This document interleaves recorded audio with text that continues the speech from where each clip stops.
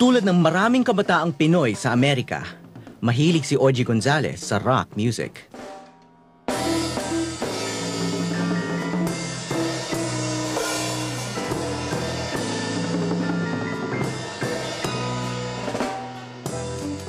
Kabilang siya sa banda ni Bobby Bandurria na karamihan sa miyembro ay mga Filipino-American na ipinanganak na rito sa California.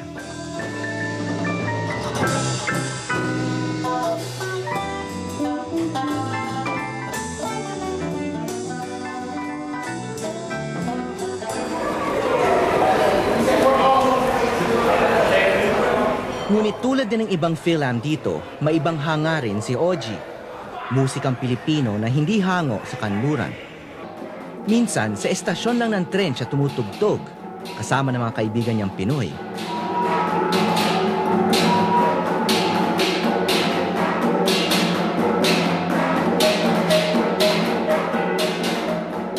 Ito ang musika ng Kulintang, galing pa ng Mindanao.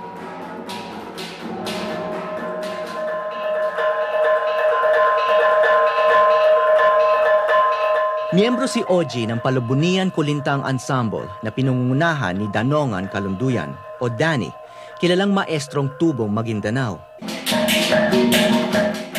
Matagal na siya nagtuturo ng musika at sayaw sa mga kabataan dito sa Amerika.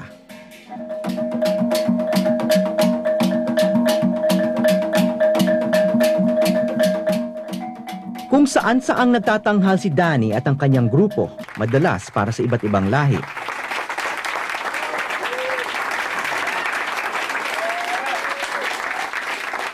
Noong taong 1995, pinarangalan ng National Heritage Fellowship si Danny ni Hillary Clinton, ang dating unang ginang na ngayon senador ng Estados Unidos. Minsan, nakikipag-jamming din siya sa isang jazz club sa San Francisco, kasama ng mga musikerong hindi Pilipino.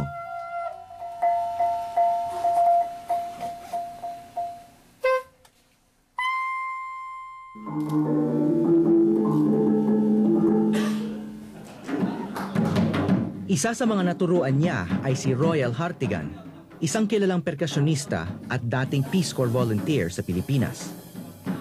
I met Danny in the late 80s, long after I'd come back from the Peace Corps. He's one of the master artists, not only in the United States, but in the world.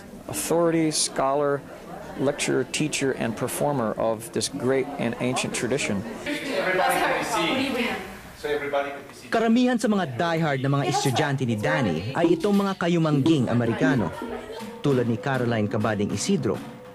1904 pa lang, nasa Amerika na ang pamilya niya.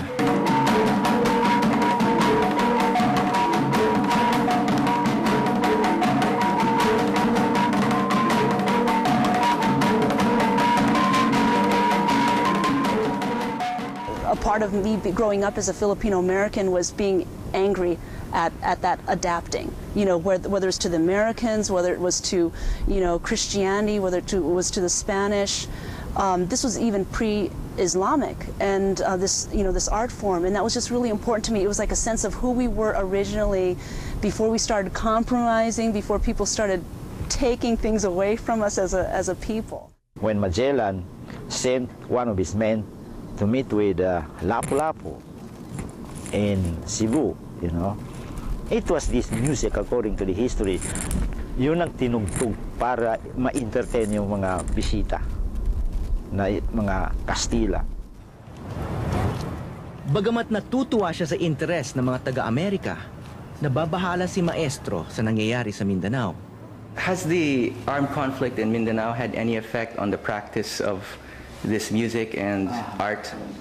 The truth is that because of this ongoing operation among the Muslim in Mindanao, people are scared of practicing because how can you practice when not far from your hometown, bombing and all these bazookas of the Philippine army is hitting the innocent civilians, children. Ang bahagyang paghinahon ng giyera sa Maguindanao ang nagbigay pagkakataong dalawin ni Danny ang Islang Sinilangan. Plano niyang isama ang mga estudyante niyang sina Ogie at Titania Bockholt, isang mestisang Pinay. Hangad nilang i-record ang musikang likha ng mga kaanak ni Danny. World Trade Center, which at 9 a.m. this morning... Ang pagbomba ng mga gusali sa Amerika at ang pagsara ng mga airport ay muntik nang makasira sa plano ni Danny. Nasa Pilipinas na si Danny nang magkaroon ng trahedya, ngunit si Titania ay naiwan sa San Francisco. Ngayon lang namin naramdaman na tila mas peligroso pa sa Amerika kaysa sa Mindanao. Si Ogie naman ay nakasakay sa isa sa mga pinakahuling flight na nakaalis sa Amerika. Ito'y unang bisita ni Ogie sa Cotabato at magkakasama kami sana sa bayan ng Datu Piang, ang kilalang sentro ng pagkukulintang sa Mindanao.